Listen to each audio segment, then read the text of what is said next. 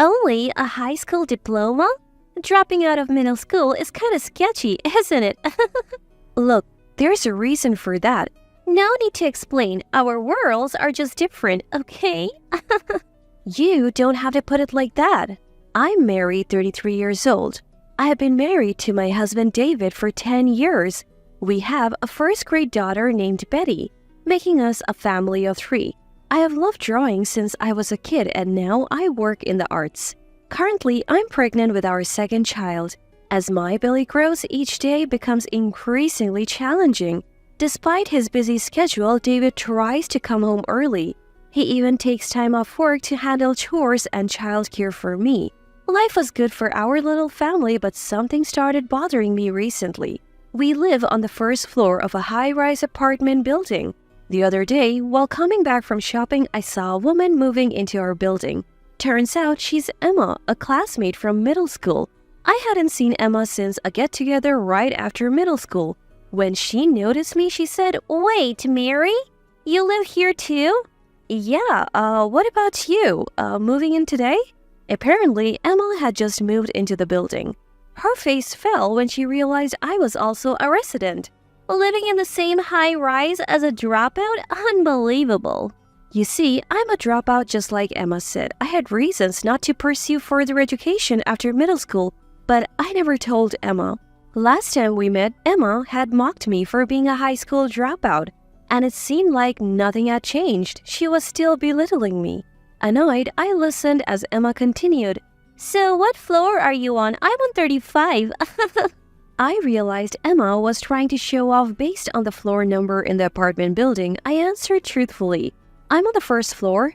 Hearing this, Emma's face lit up with smug satisfaction. "First floor? Makes sense. You're a dropout after all. I'll have to invite you up to my 35th floor place sometime. Great views, you know." Emma continued to boast.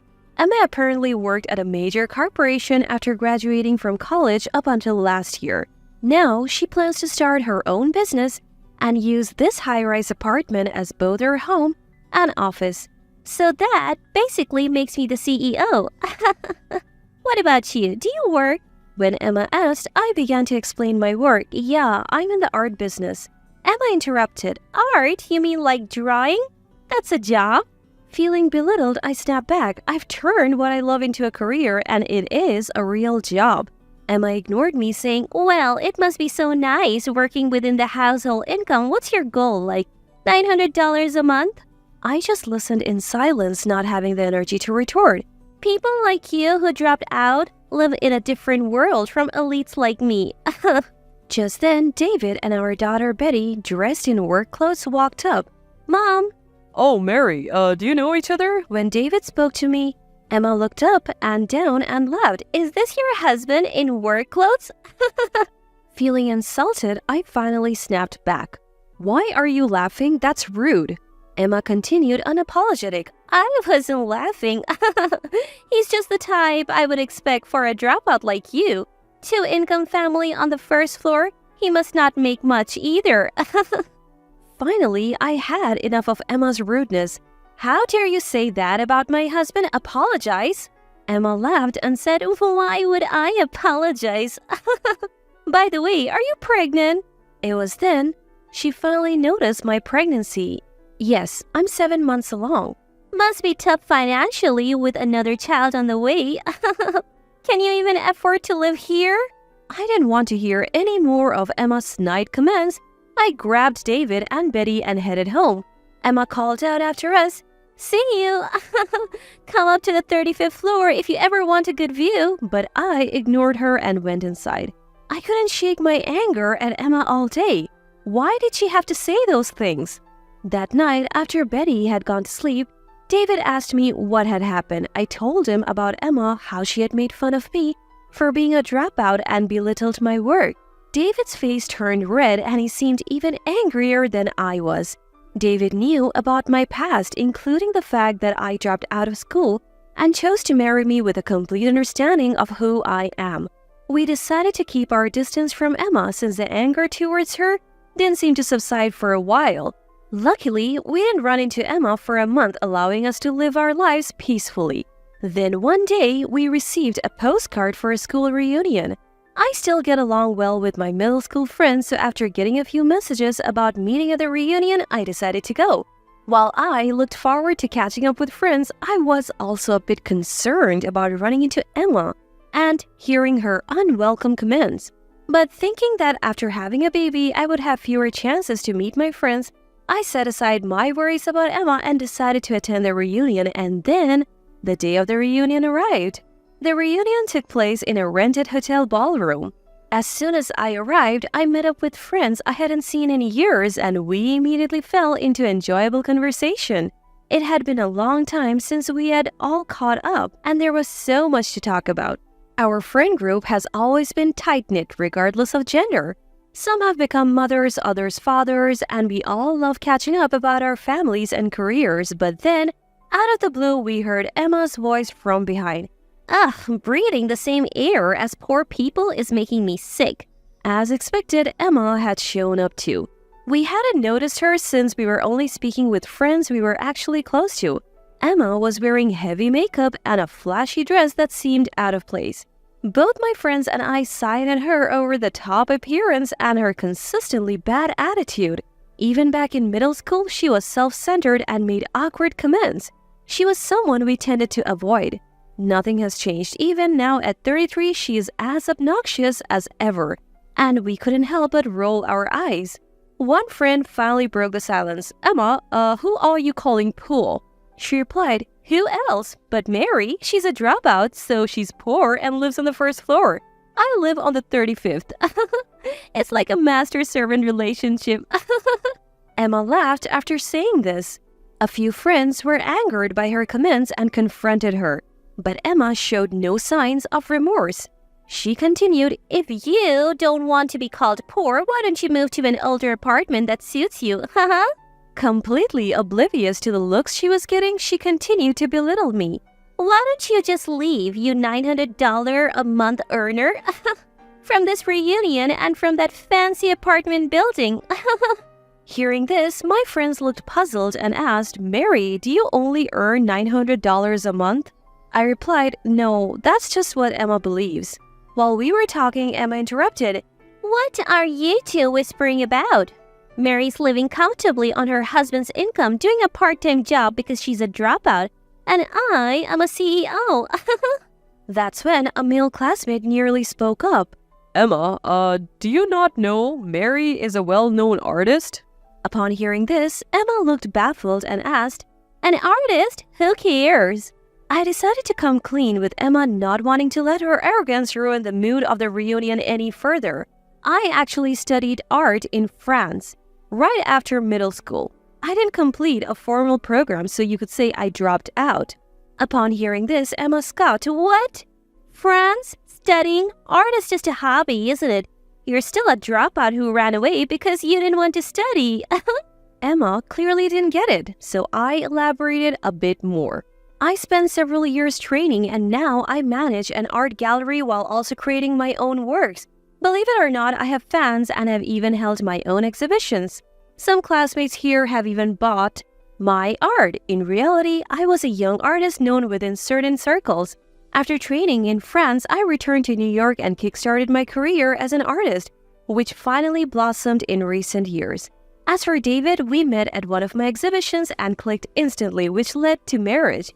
Even with all this explanation, Emma still didn't seem to get it. "Come on.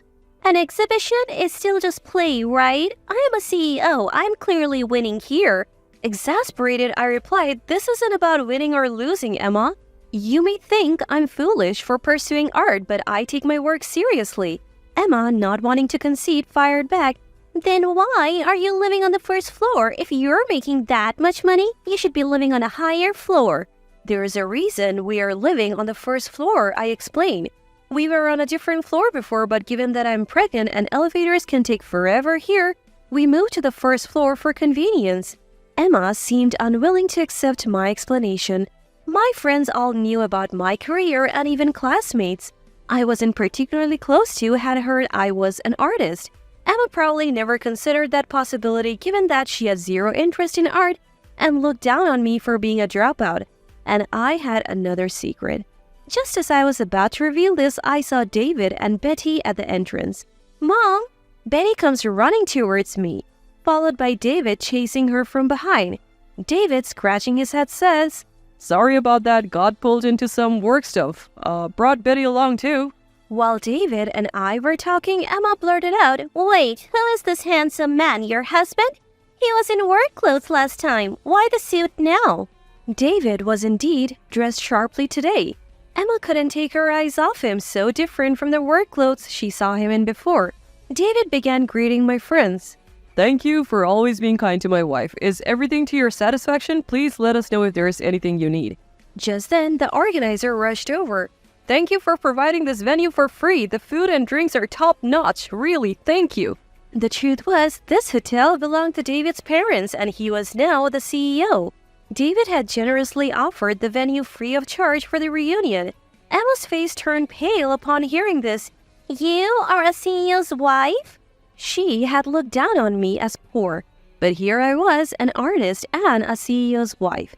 Emma seemed to be in complete shock. "Why are you, a dropout, married to someone this wealthy, when an elite like me is still single? What did you do to pull this off?" Emma challenged me with a tone of bitterness. David finally noticed Emma and said, Oh, we have met before. Sorry for being in work clothes the last time. I was helping with a neighborhood cleanup. As the owner of the high-rise apartment, it's important to maintain good relations in the community. Emma's face turned pale. "Wait, you own that high-rise? Your family owns it?" In fact, David owns that high-rise. His family has been wealthy for generations, involved in hotel management and owning multiple properties. We live in one of those properties, the high-rise in question. Emma stood there stunned, unable to come up with a retort. David added, Oh, by the way, we would like to invite you to the penthouse sometime. It has a great view. You can even see the Empire State Building. Emma was shocked again. "The penthouse? But don't you guys live on the first floor?" Hearing that, I decided to tell her the truth. "I told you before, I'm pregnant, so we made the first floor our home as well. Basically, both the penthouse and the first floor are ours." Emma was speechless, her body limp with disbelief. With that, I noticed that the friends around us had gone silent, listening intently to our conversation. Feeling like I had ruined the atmosphere of the reunion, I began to head for the exit with David and Betty in tow. As I was leaving, Emma mumbled, "A dropout acting so cocky." I turned to my daughter, who could probably hear Emma's comment. "What matters most is what's inside. Never look down on people." Betty nodded and cheerfully replied. Then Betty turned to Emma and said, "Emma, if you keep making faces like that, happiness will run away from you." Everyone in the room burst into laughter. The atmosphere improved, but Emma, now a laughingstock, ran out of the venue blushing. The reunion proceeded in good spirits, and I enjoyed the rest of the evening with my friends. They too had been mistreated by Emma in the past, so Betty's last word made everyone feel relieved.